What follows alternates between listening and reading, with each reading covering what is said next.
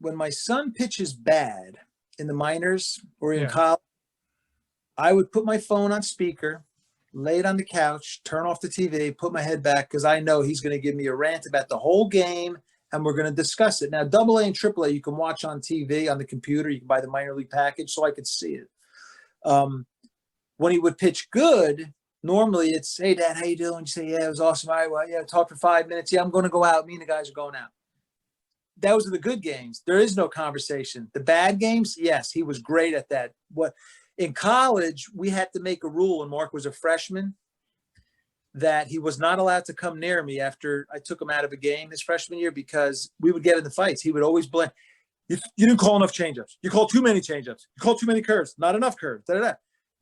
It got to a point where I said, don't come near me or we're going to get into a fist fight in the dugout. You can't blame me every time you suck and how great you were when you did good. Just, I got to watch these other kids, Mark.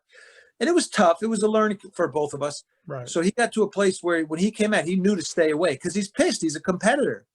But during the second game of the doubleheader on Saturdays, because he was pitching the Saturday game, there was a senior lefty that I liked. He was our Friday night pitcher.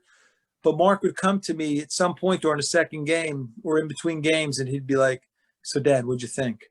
Like calmly, where when he's pissed when the game's first over, whatever, he's not good to talk to. I get it.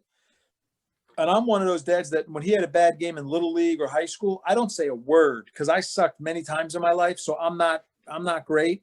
I know what it's like to stink. And the last thing you want when you stink, and I try to tell parents this, especially dads who weren't as good as they think they were, leave your kid alone after a bad game. You don't think he knows he screwed up today, that he swung at a pitch over his head twice, and you're going to lecture him in the car? How do you swing at that? I'm 12.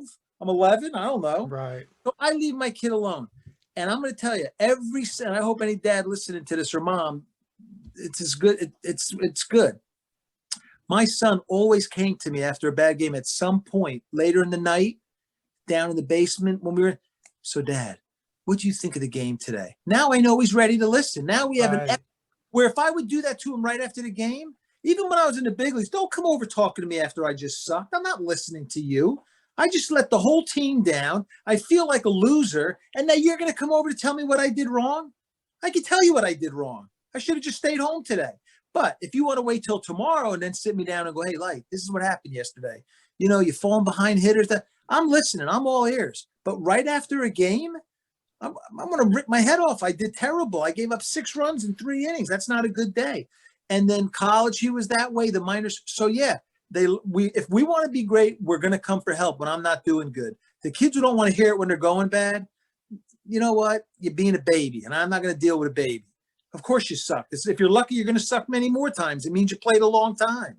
Well, especially in baseball, which is a game of failure anyway. You need to learn how to overcome failure. Yeah. I mean, that the mental aspect of the game is as important as the physical. You know what? You're right. Absolutely. More once you have talent.